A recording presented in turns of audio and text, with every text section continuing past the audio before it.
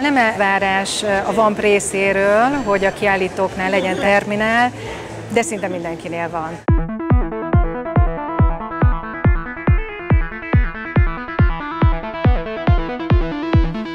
A VAMP-ról azt kell tudni, hogy 17 éve alapították. A célja a VAMP-nak az volt, hogy az újdonsült, frissen végzett kezdőművészeknek lehetőséget biztosítson, hogy a nagy közönség elé lépjenek. Igazából egy közösségi térré alakultunk. Az asztalok mögött a tervezők, az alkotók vannak, tehát ezáltal sokkal közelebb kerül maga a termék a látogatóhoz.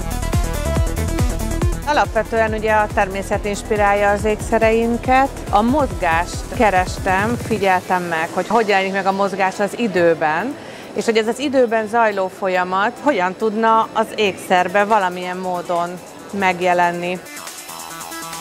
Közgazdász vagyok, egyszer csak jött ez az új hobbi, hogy elkezdtem rajzolgatni, és hogy ez a mániám lett, hogy többféleképpen lássam valamit használni. A legkelendőbb termékem az a kardigán, amit mind a két oldalán lehet használni pluszságként is. Azon túlmenően, hogy magyar kiállítók, magyar termékei, nagyon sok környezettudatos kiállítónk van. Tehát akik újrahasznosított termékből készítik a termékeiket. Ha jól emlékszem, 2 vásárt tudtunk megcsinálni kártyaleolvasó nélkül, mert gyakorlatilag 90%-ba vásárolnak kártyával az emberek. Sosincs nálam igazából készpénz, most is így táska nélkül, egyszerű, így telefont előkapom, és így az a leggyorsabb, és azt ugye nyilván tudom is követni, hogy mire mennyit költöttem. Van kártyaterminálom, 6. éve van.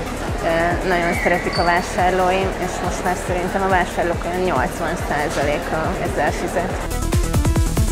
Szerintem, hogyha arányszámot kellene mondani, a 111 kiállítóból 100-nál biztos, hogy van kártyás leolvasó.